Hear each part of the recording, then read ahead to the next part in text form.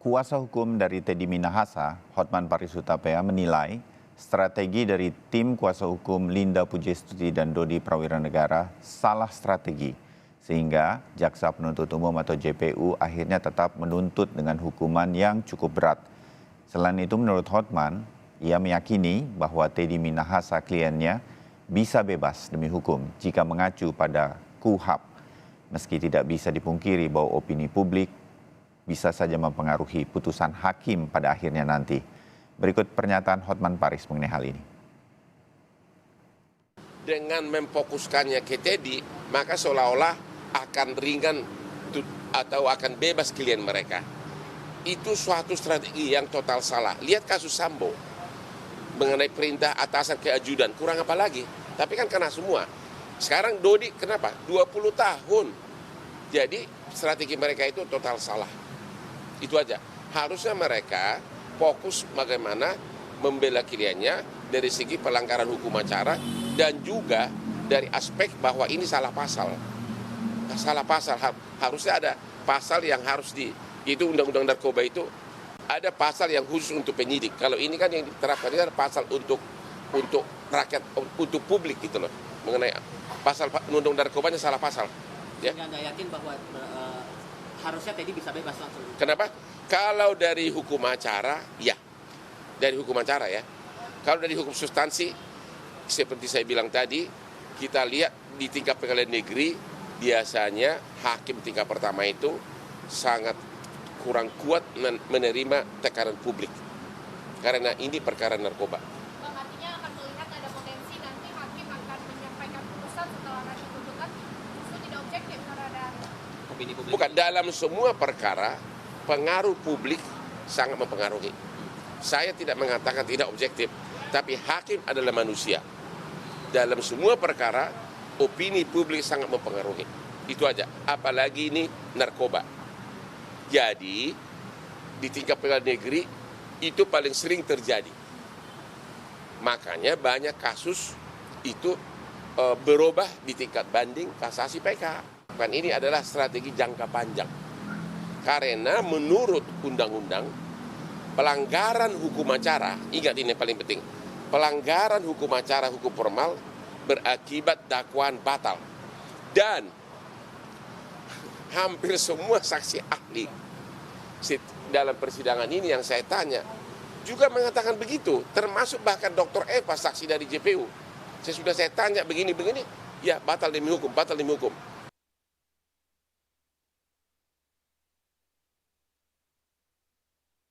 Di Breaking News Kompas TV kali ini, Heri Firmansyah, pakar hukum pidana, dan Bambang Rukminto, pengamat kepolisian dari ISES.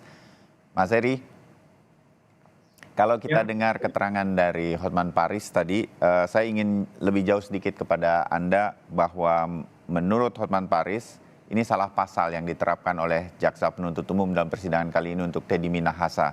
Jadi kalau hal semacam ini harusnya ada khusus untuk para penyidik atau anggota kepolisian khususnya, bukan yang untuk publik atau umum begitu. Menurut Anda, Mas Heri?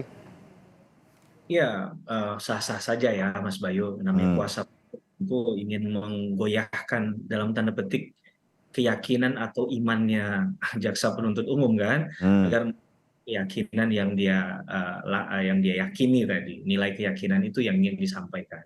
Sah-sah saja, tapi tentunya kita juga melihat dari perspektif yang lain ya, bahwa ini kan masalah konkretnya ada barang bukti gitu ya. Barang bukti itu berkaitan dengan penyitaan, berarti kaitan dengan satu tindak pidana yang sudah dilakukan.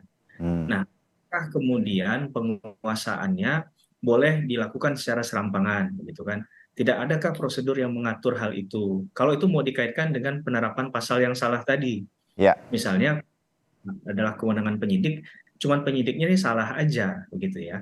Nah, salahnya ini salah yang bagaimana dulu? Harus kita teliti lagi, apakah administratif, apakah berpotensi pidana? Nah, itu harus kita pilih-pilih juga, nah, kan? Nah, dalam konteks ada pemisahan atau pengambilan sejumlah barang bukti yang digunakan untuk satu tindak pidana, ini kan yang kita sayangkan sebenarnya ada jangka waktu yang agak longgar di sana ya, yang berpotensi status quo dari barang bukti itu bisa tidak orisinil lagi, baik dari maupun kualitas misalnya kan. Nah ini kan yang perlu dipahami dalam kasusnya Teddy Minahasa agar ke depan ada perbaikan.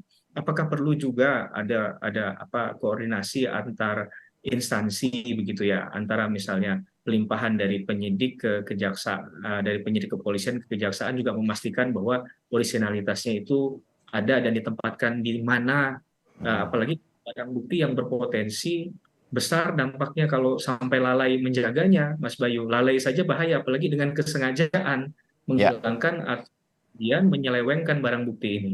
Nah, kalau ada unsur kesengajaan, menurut saya tidak patut lagi itu dibelokkan pasalnya. Menurut saya ya, secara dan saya ini.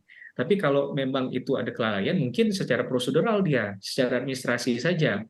Nah, tapi ketika kalau kita kaitkan dengan alur kasus ini, barang bukti itu kalau tidak salah ada di Sumatera Barat, begitu kan, dibawa melintas wilayah ke wilayah hukum yang lain, apakah mohon maaf sudah dapat permit nggak? Ada permisi dulu nggak ke wilayah hukum yang lain ini secara hukumnya tadi? Nah, kalau ada komunikasi yang dibangun, sangat mungkin ini adalah satu hal yang dapat dibenarkan tadi ya. Walaupun kita nggak tahu nih proses barang bukti tadi itu sudah benar-benar bersih status quo-nya atau tidak. Kan begitu. Nah, ketika itu sudah dipindahkan dan tidak ada permisi dengan yang lain, dan itu sifatnya tertutup, misalnya dalam sprindik hanya bisa melibatkan satu orang saja, untuk perkara yang lumayan besar, misalnya dengan menggunakan barang bukti yang besar, ya, bahkan itu dampak bencananya, kalau sampai semuanya terjual dan dikonsumsi, mungkin nggak dapat dibayangkan seperti apa ya Mas Bayu ya, luar ya. biasa dari dampak dengan hal itu. Nah ini yang menurut saya jadi challenge-nya ketika ada bangunan berpikir Bang Hotman tadi yang mengatakan bahwa ini adalah pasalnya tidak tepat, tapi kemudian ketika dikaitkan dengan kasus fakta hukumnya, ini bisa berbeda tafsirannya, Mas Bayu. Ya. Nah, sehingga bangunan dari tafsiran ini tergantung dari siapa yang membangun hal itu ya. Apakah kalau dia membangunnya dari karena ini hanya masalah penyidik yang lalai lah secara. Tapi lihat tadi berkaitan dengan pemusnahan barang bukti misalnya, ini kan juga harus jadi catatan penting dalam penegakan hukum ke depan, khususnya tindak pidana narkotika ya, agar Ya. kejadian ini tidak terulang, Mas Bayu. Iya. Kita tidak peduli hasil akhirnya apa, putusannya kita serahkan kepada hakim. Kalau saya pribadi menyatakan itu ya. Iya. Tapi yang ingin kita katakan adalah pemusnahan barang bukti ini juga harus rigid, harus dilakukan secara konsekuen oleh masing-masing aparat penegak hukum yang diberikan amanah untuk menjaga barang bukti ini atau memusnahkannya. Jangan sampai tidak ada batasan waktu misalnya pemusnahan barang bukti tadi. Dengan tidak ada batasan waktu tadi, maka mengganggu kepastian hukum terhadap eksistensi dari barang bukti itu.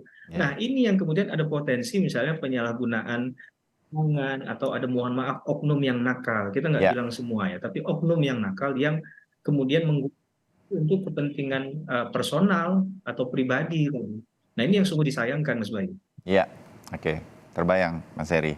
Nah, Mas Bambang, lepas dari pasal-pasal pas atau tidak dan lain-lain, tadi sudah dijelaskan Mas Heri, nanti ini semua akan menjadi pertimbangan dari stakeholder di persidangan lah ya, apalagi nanti akan dipertimbangkan oleh majelis hakim. Tapi tadi dikatakan juga oleh Hotman Paris sebagai kuasa hukum Teddy Minahasa, opini publik itu memang susah dilawan katanya dan sangat mempengaruhi. Nah, opini publik inilah kalau ISIS melihat peran para perwira polisi ini, ada Dodi Prawira Negara dan juga apalagi ada Irjen Teddy Minahasa. Nah, ini sudah terbangun sedemikian rupa dan di dalam persidangan ini ISIS juga melihat, samakah dengan saya, kalau saya boleh menempatkan, saya tuh bisa jadi sebagai anggota masyarakat, nggak terlalu peduli hukumnya pas atau tidak, tapi a priori kita terhadap kepolisian tuh agak, boleh saya bilang, agak kurang percaya nih jadinya ya kan Mas Bambang, berkaitan dengan ini kita perang yang sangat panjang, mungkin tidak akan pernah berakhir terhadap narkoba, tapi ini sudah tercederai begitu, kalau boleh saya menyatakan itu. Mas Bambang? Ya, benar yang disampaikan Mas Bayu dan saya menggarisbawahi apa yang disampaikan juga oleh Mas Heri tadi ya, terkait dengan Ya. prosedur Betul. prosedur terkait dengan persidangan, terus pembuktian ya di dalam persidangan itu tadi, kemudian juga terkait dengan prosedur pengolahan barang bukti di dalam penyidikan kepolisian seperti itu. Saya melihat memang upaya-upaya kesengajaan atau ketidaksengajaan terkait dengan kesalahan prosedur itu seringkali terjadi.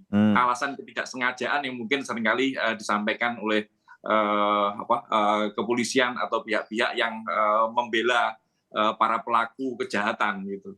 Makanya ini penting sekali bagaimana membangun tata kelola pemberantasan pencegahan dan pemberantasan narkoba ya. Karena kalau melihat barang bukti ini bisa bergerak bebas itu menjadi sangat salah kaprah sekali itu. Karena kalau ini tidak diamankan, siapa yang mengamankan dan bagaimana kontrolnya ini tidak dibangun, ya ini akan terulang lagi. Oknum-oknum itu akan selalu mencari peluang untuk membuat atau mengeruk keuntungan pribadinya gitu dengan menjual menjual barang bukti atau mengolah pasal-pasal seperti itu. Dan kasus terkait dengan kasus Pak Teddy Minahasa ini kan tidak tunggal gitu. Kasus-kasus yang serupa juga terulang di beberapa waktu yang lalu, 2 minggu yang terakhir ini. Dua orang anggota kepolisian di Surabaya misalnya ditangkap juga mengedarkan menjual barang bukti di salah satu Polres seperti itu. Ini akan terulang lagi kalau kontrol itu tidak segera dibangun seperti itu, Mas Bayu. Ya, setuju. Yang tadi Mas Heri juga singgung, bagaimana barang bukti disimpan, bagaimana pemusnahannya, mungkin harus ada pengawasan yang lebih ketat lagi. Bahasa saya kalau perlu transparan begitu sehingga nggak bisa lagi memperkecil resiko-resiko hal ini terjadi lagi. Saya setuju untuk itu dan momentum persidangan ini mudah-mudahan menjadi perbaikan.